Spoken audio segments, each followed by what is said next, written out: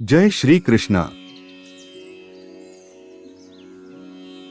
अर्जुन ने भगवान श्री कृष्ण से कहा, मुझे ये जानना है कि अच्छे लोगों के साथ हमेशा बुरा ही क्यों होता है, वहीं बुरे लोग खुशहाल दिखते हैं। अर्जुन के मुंह से ऐसी बातें सुनकर श्री कृष्ण मुस्कुराए और कहा, मनुष्य जैसा सोचता है और महसूस करता है वैसा कुछ नहीं होता है, बल्कि अज्ञानता की वजह से वो सच्चाई नहीं समझ पाता है। भगवान तुम्हारे कर्मों को नजरअंदाज कर रहे हैं, ये बिल्कुल भी सत्य नहीं है। भगवान हमें कब क्या किस रूप में दे रहा है मनुष्य को समझ में नहीं आता, मगर आप अच्छे कर्म करते रहे तो भगवान की कृपा हमेशा बनी रहती है।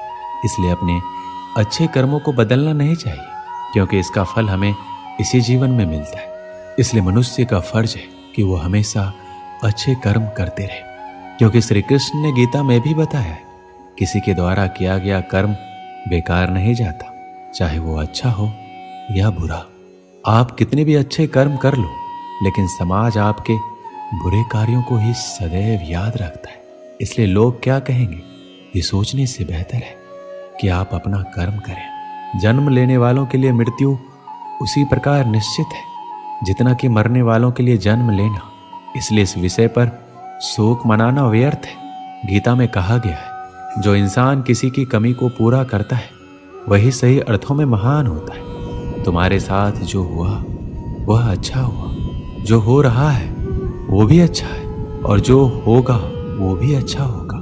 गीता के अनुसार जिंदगी में हम कितने सही हैं और कितने गलत हैं ये केवल दो लोग ही जानते हैं, एक परमात्मा और एक दूसरी अंतरात्मा। जब तक शरीर है तब तक कमजोरियां तो रहेगी ही, इसलिए कमजोरियों की चिंता छोड़ो और जो सही कर्म है उस पर अपना ध्यान लगाओ। श्री कृष्ण अर्जुन से कहते हैं, तुम भला क्यों रोते हो?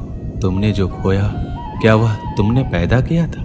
आज जो तुम्हारा है वह कल किसी और का होगा, क्योंकि परिवर्तन ही संसार का नियम है। किसी का अच्छा ना कर सको तो बुरा भी मत करना, क्योंकि दुनिया कमजोर है लेकिन दुनिया बनाने वाला नहीं है।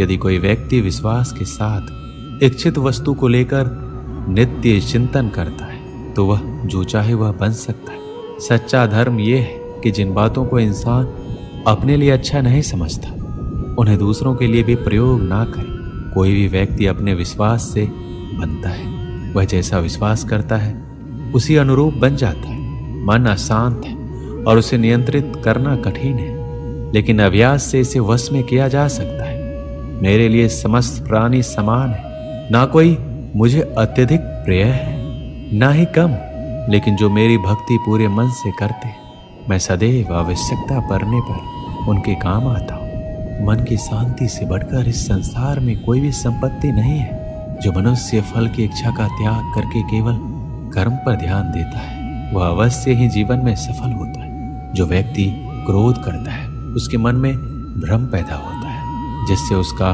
बौद्धिक तर्क नष्ट हो जाता है और तभी व्यक्ति का धीरे धीरे पतन होने लगता है। जब इंसान की जरूरत बदल जाती है तब इंसान के बात करने का तरीका बदल जाता है। जीवन में सफलता का ताला दो चाबियों से खुलता है, एक कठिन परिश्रम और दूसरा दृढ़ संकल्प। कठिन परिश्रम से बचने के लिए व्यक्ति को भाग्य और ईश्वर का इच्छा जैसे बहानों के बजाय चुनौतियों का सामना करना चाहिए। गीता में कहा गया है, कोई भी अपने कर्म से भाग नहीं सकता, कर्म का फल तो भुगतना ही पड़ता है।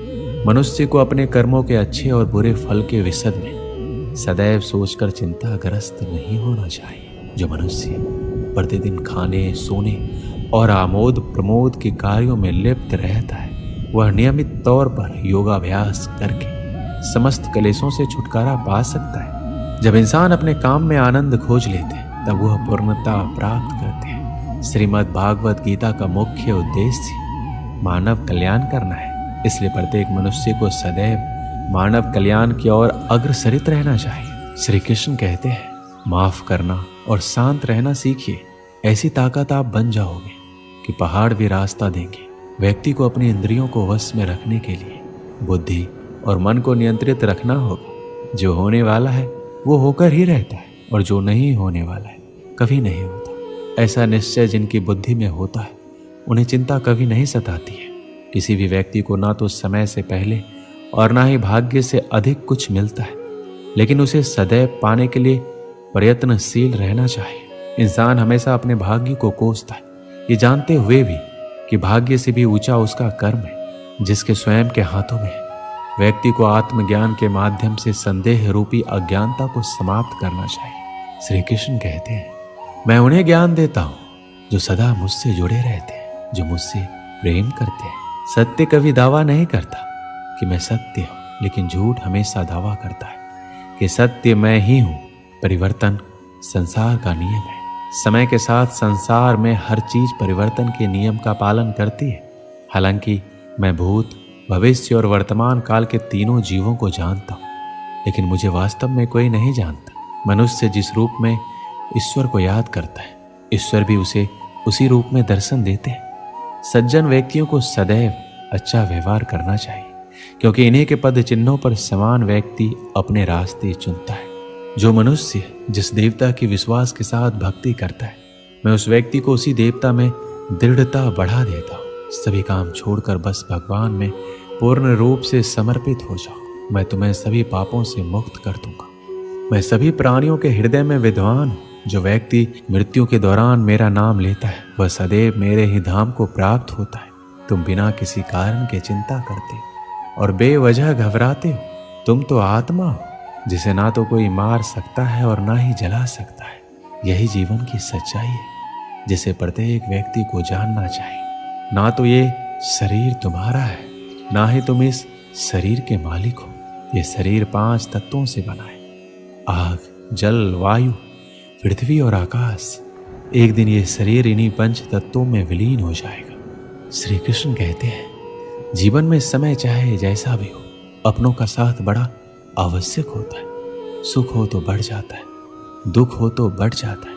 अपनों के साथ समय कब बीत जाता है पता भी नहीं चलता। किंतु सोचिए, यदि आपको ऐसे किसी स्थान पर छोड़ दिया जाए जहां आपका कोई संबंधी ना हो, आपका कोई अपना ना हो, कोई मित्र ना हो, तो क्या होगा? एक एक क्षण कितना लंबा लगने लगेगा। तब तक लगेगा जब तक आप किसी को अपना नहीं बना लेते। अब सवाल ये उठता है, आपका अपना कौन है? वो संबंधी जिसके साथ आप रक्त से जुड़े हैं, या वो मित्र जिसके साथ आप बालपन से पले बड़े हैं, या वो सहकर्मी जिनके साथ आप काम करते हैं? नहीं, अपना वो जो विपत्ति में काम आए। अपनों की परख समय की कसौटी पर की जाती है। स्मरण रखिएगा, अपनों के साथ समय का पता नहीं चलता, किंतु समय के साथ अपनों का पता अवश्य चलता है। एक गांव में एक पंडित रहता था। उसे अपने व्याकरण ज्ञान पर बड़ा अभिमान था। वह जिससे भी मिलता अपने व्याकरण ज्ञान का बखान करने लगता। एक दिन उसे नदी पार करने दूसरे गांव जाना था। वह नदी किनारे पहुंचा और एक नाव पर बैठ गया। नाविक नाव खेने लगा। अपनी आदत अनुसार पंडित अपने व्याकरण ज्ञान का बखान करने लगा। उसने नाविक से पूछा, क्यों, क्या तुमने व्याकरण पढ़ा है? नाविक अनपढ़ था, बोला, नहीं पंडित जी, मैं तो पढ़ा लिखा ही नहीं हूं। मेरा परिवार तो पीढ़ियों से नाव चला रहा है। पंडित उसे नीचा दिखाकर कहा, ओह, बड़े दुख की बात है, तुमने अपना पूरा जीवन व्यर्थ कर दिया। नाविक को बहुत बुरा लगा, किंतु वह पंडित को कुछ उत्तर नहीं दे पाया। बस चुपचाप नाव खेता रहा। नाव मझधार में पहुंच गई। तभी अचानक तेज तूफान आया और नाव डगमगाने लगी। पंडित डर गया। तब नाविक ने उससे पूछा, पंडित जी, आपको तैरना आता है? घबराए पंडित ने उत्तर दिया, नहीं। तब तो पंडित जी, आपका जीवन व्यर्थ जाने वाला है, क्योंकि नाव भमड़ में फंस गई है और बस डूबने वाली है। यह कहकर नाविक नाव से कूद गया। व्याकरण का पंडित नाव में बैठा रह गया। कुछ ही देर में नाव पलट गई और पंडित पानी में डूबने लगा। उसका सारा व्याकरण का ज्ञान धरा का धरा रह गया। जान बचाने के लिए वह मदद की गुहार करने लगा। तब नाविक ने उसे बचाया और किनारे पर पहुंचाया। पंडित का अभिमान चूर चूर हो चुका था। वह समझ चुका था कि अपने ज्ञान पर अभिमान नहीं करना चाहिए। इस कहानी से हमें क्या सीख मिलती? हर व्यक्ति की विभिन्न गुण होते हैं जो उनके व्यक्तित्व को आकार देते हैं। ये गुण संयमित, दयालुता, संवेदनशीलता, उद्यमिता, सामर्थ्य, आत्मनियंत्रण आदि होते हैं। हर स्थिति में व्यक्ति को अपने गुणों का सही उपयोग करना चाहिए। यदि व्यक्ति अपने गुणों का सही उपयोग करता है तो उसे आत्म संतुलन, सम्मान और सफलता मिलती है। हालांकि व्यक्ति अपने गुणों पर अधिक अभिमान करता है और उन्हें उच्चता के रूप में देखता है, तो यह सब उसके लिए हानिकारक होता है। अधिक अभिमान उसके विचारों और व्यवहार में विमान पैदा करता है, जो समाज में सामाजिक संबंधों को अशक्त बनाता है। हर व्यक्ति में कोई ना कोई गुण अवश्य होता है। परिस्थिति के अनुसार वह गुण काम आता है, इसलिए अपने गुण का अभिमान नहीं करना चाहिए। दोस्तों इस वीडियो में बस इतना ही। मिलते हैं अगली वीडियो में। अपना ख्याल रखिएगा। जय श्री कृष्ण। हमारे चैनल कृष्णा मानव सेवा को सब्सक्राइब कर ले और बेल आइकन को ऑन कर ले, और इस वीडियो को अपने भाई फैमिली में रिश्तेदारों के साथ ज्यादा से ज्यादा शेयर करें। मिलते हैं फिर एक नए वीडियो के साथ। तब तक के लिए स्वस्थ रहें, मुस्कुराते रहें। जय श्री कृष्णा।